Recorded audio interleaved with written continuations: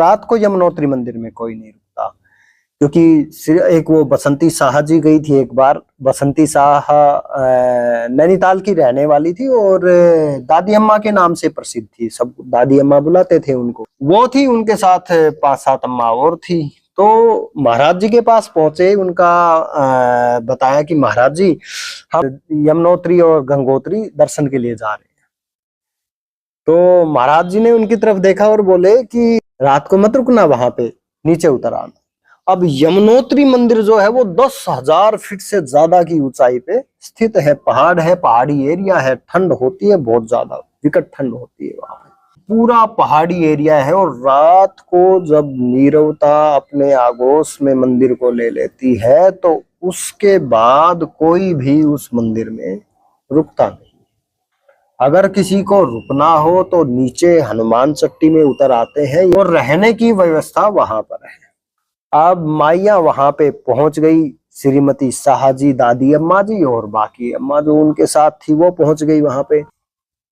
अब दादी अम्मा और ये सब जब यमुनोत्री मंदिर में पहुंचे, दर्शन किए, तो उसके बाद उनकी एक नेता माई थी, उन्होंने उन सब को समझाया कि भाई यहाँ रात में जो है ना दिव्य संगीत सुनाई देता है, नाद, घंटे, घड़ियाल और अदृश्य आरती होती है। तो वो दिव्य नाद सुनने के लोभ में सबको वहीं रुकने के लिए राजी कर लिया। अब सब माइयों को मना लिया, रात हुई, सब मोटे मोटे कम्बल ओढ़ के लौट गए। तभी वहां पर एक साधु महाराज आए, केवल एक चद्दर ओढ़े, और माइयों से आकर बोले, तुमको देखकर मुझमें भी यहाँ पर रुकने का, रात बिताने का साहस आ गया, वरना यहाँ पर रात को कोई रह नहीं पाता। और वो भी वहां पर।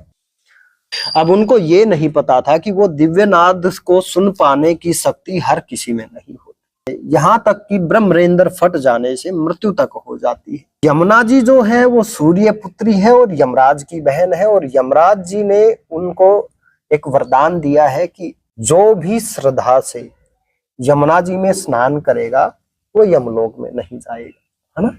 तो यमुना जी का बड़ा महत्व है। तो अब यमुना जी की आरती, कहते हैं कि देवता यमुना जी की रात को आरती करते हैं, और यमुना जी की आरती में अगर कोई विघ्न डालता है तो यमराज की बहन है। समझ सकते हैं क्या हसर होगा।